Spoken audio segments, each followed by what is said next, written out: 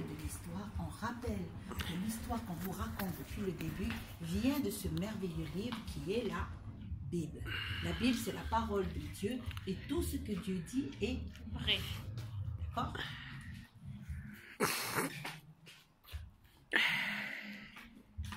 Alors, on va voir la suite de l'histoire que Dieu, en fait, il va donner une mission à Adam. D'accord? Et cette mission, ben, on va la découvrir avec deux mots. Donc, il va demander, premièrement, à Adam de faire quoi? Cultiver le jardin. Et ensuite, deuxièmement, il va lui demander de garder le jardin. Mais pour ce club-là, nous allons voir le premier mot. La première mission que Dieu va donner à Adam, qui est de cultiver le jardin. Garder, on le verra au prochain cours. Donc, les enfants, quand Adam, il va cultiver, d'abord, qu'est-ce que ça veut dire pour vous cultiver? C'est planter. C'est planter, c'est voilà. Comment on appelle celui qui cultive? C'est un cultivateur. Donc, un autre mot pour cultivateur, c'est quelqu'un qui plante.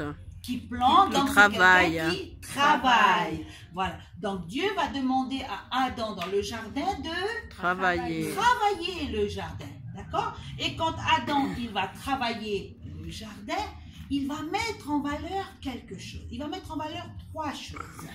D'accord? Premièrement, quand il va devoir travailler, est-ce qu'il va travailler avec sa tête?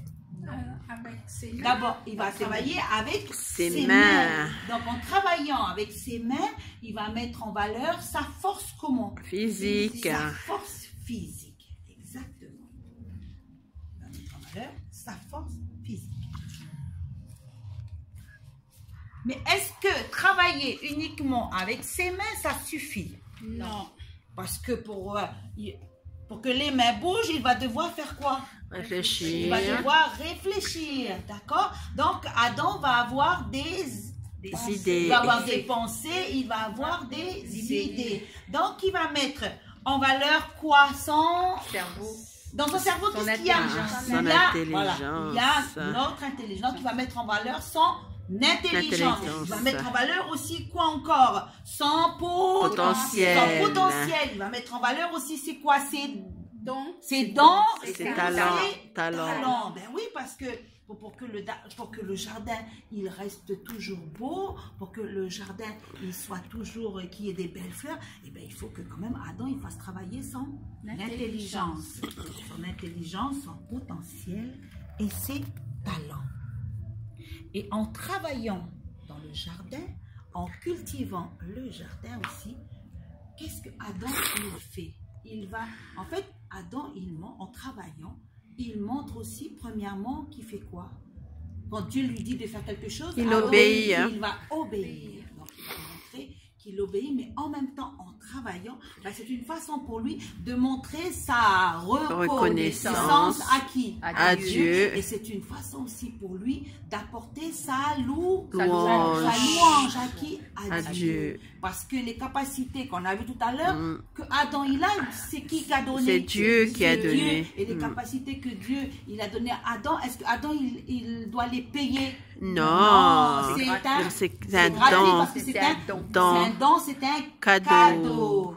D'accord? Donc en travaillant dans ce jardin, eh ben, le fait que Adam travaille, c'est une façon pour lui de le louer Dieu, c'est une façon pour lui de le remercier. Donc il apporte sa reconnaissance et sa louange à Dieu. C'est beau ça, hein, les enfants, vous avez vu? C'est beau. C'est beau, hein? C'est beau. Eh bien, pour nous aujourd'hui, c'est la même chose. C'est la même chose parce que Dieu, il veut que nous aussi, on puisse mettre en valeur toutes nos capacités